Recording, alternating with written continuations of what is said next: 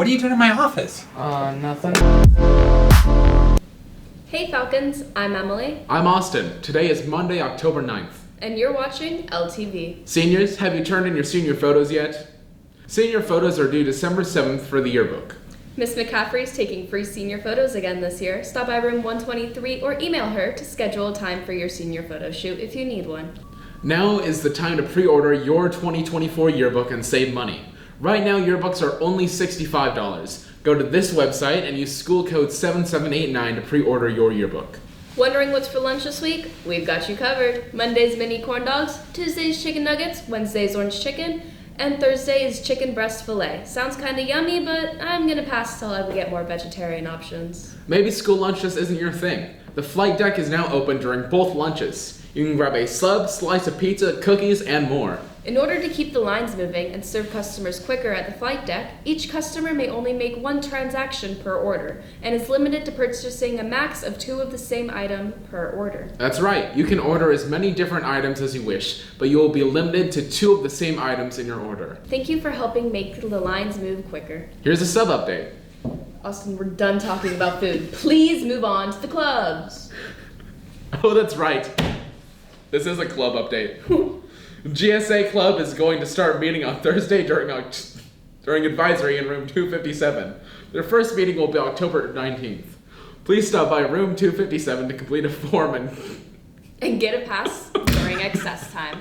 The marching band will be practicing in the student parking lot on Monday, October 9th and Wednesday, October 11th. Please plan to have your car out of there by 4 p.m.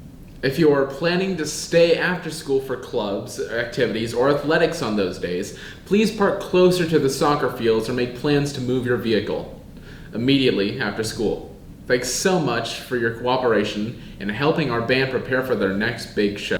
If you're planning on participating in boys or girls basketball, boys or girls wrestling, boys or girls swimming, it's time to get signed up.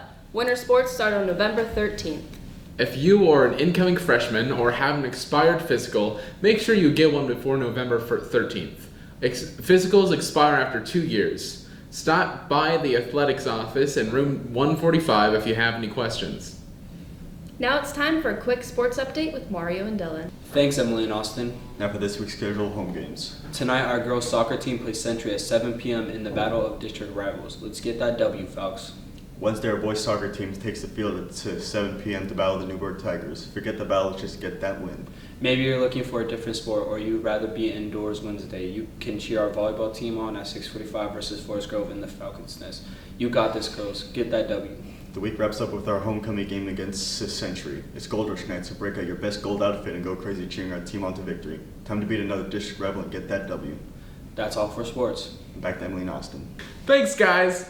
Looks like we might have a chance of rain at our soccer games this week, but the weather clears up the rest of the week. Even though you might get a little wet next week, most of the week calls for dry weather and temperatures in the 60s. This week, our LTV reporters hit the hallways to find out what songs you were wanting to hear at homecoming. Are you going to homecoming? Of course. What song do you want to hear there? I want to hear Cupcake by Cupcake. Are you going to homecoming? Absolutely. Please vote me. I'm nominated, so might as well. What type of music are you hoping they play? Some good music. Hopefully Hold On, We're Going Home by Drake. That's one of my favorite songs. I think it would be a perfect song for homecoming. Or maybe some 20s music going on here. Are you going to homecoming? I'll go if Aaron goes. So yeah, I'll go. What type of music do you want them to play? Something that's better than everything else. Like just better than what they've been doing. Going to homecoming? No. Are you going to homecoming? Yeah. What type of music do you hope they play? Nightcore.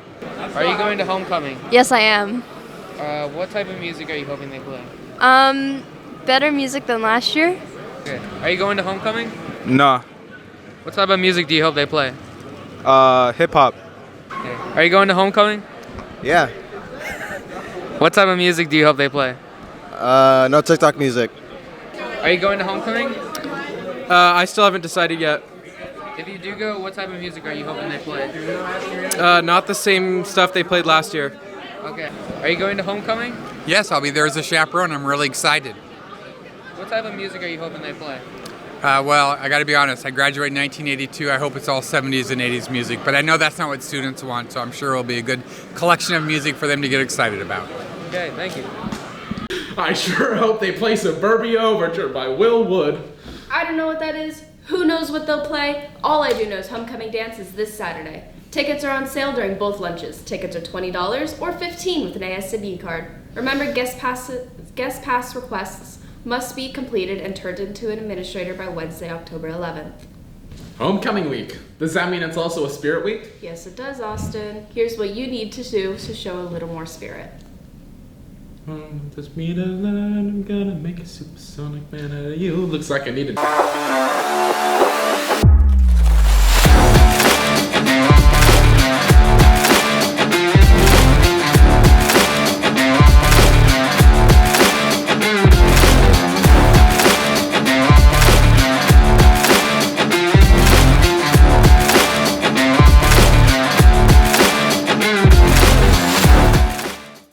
Looks like I need to dust off my gray outfit for tomorrow.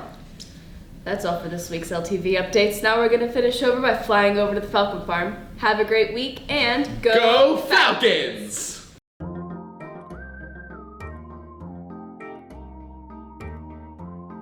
Falcon Farm is the school farm, and what it is it's a place where all of our sustainable ag and sustainable design classes, essentially that's our lab. Within your sciences you have what you call an applied science. So again, instead of just learning about science, we're doing science and applying those things that we may or may not have learned in the classroom.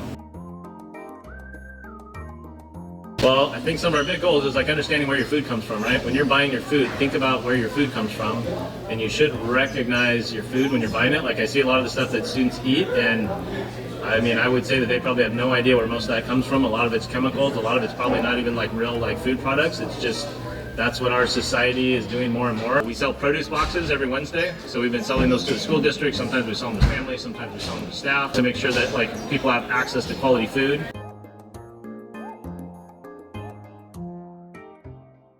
Like we sell tomatoes, we have a whole variety. We have like hot peppers, we have sweet peppers, we have bell peppers, we have pimento peppers, we have tomatillos, we have 3 different varieties of onions, we have garlic. This week we're putting out beet greens, probably some poblano peppers, so quite a variety of just different fresh produce. And then as the seasons transition, we go more into like squash, potatoes, garlic, as we lose some of our fresh produce. I have the grand vision, but nothing really happens on the farm if students don't do it. Get the work! Okay, sorry. So like as I say, like I work all the time, I'm like, you know, running circles trying to keep students productive, but ultimately like the things that happen are because the students do it. Project wise, like we usually have just a list, like there's never nothing to do, which is nice. If you know anyone who farms, like they work pretty much sun up to sundown 7 days a week, and so there's always something to do. But you know, ultimately for the students, like they choose some of the projects, we choose some of the projects.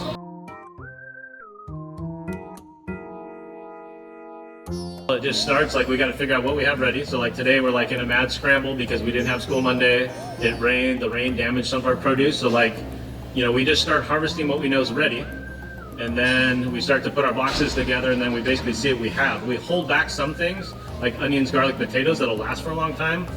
And then if we don't have enough fresh ripe produce, then we could add those things to fill up the box so that the customer is, you know, so that we're meeting the customer's expectations.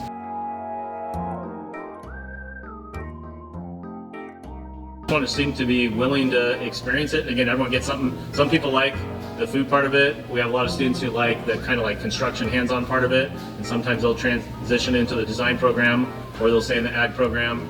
You know, some people like the food prep, some people like the plants. They like, you know, the growing of plants.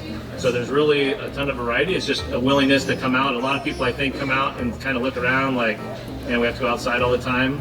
And I think they're a little skeptical, but I think most students in the end actually, especially once they get to start eating food, they seem to appreciate it.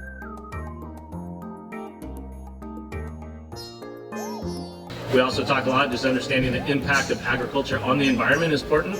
Like agriculture is super important. You're never going to not have agriculture, but being mindful and understanding that agriculture does have a large impact on the environment. So you're always trying to think about like what are the best ways to grow food, so that you're minimizing that impact so that you can continue to grow food in the future.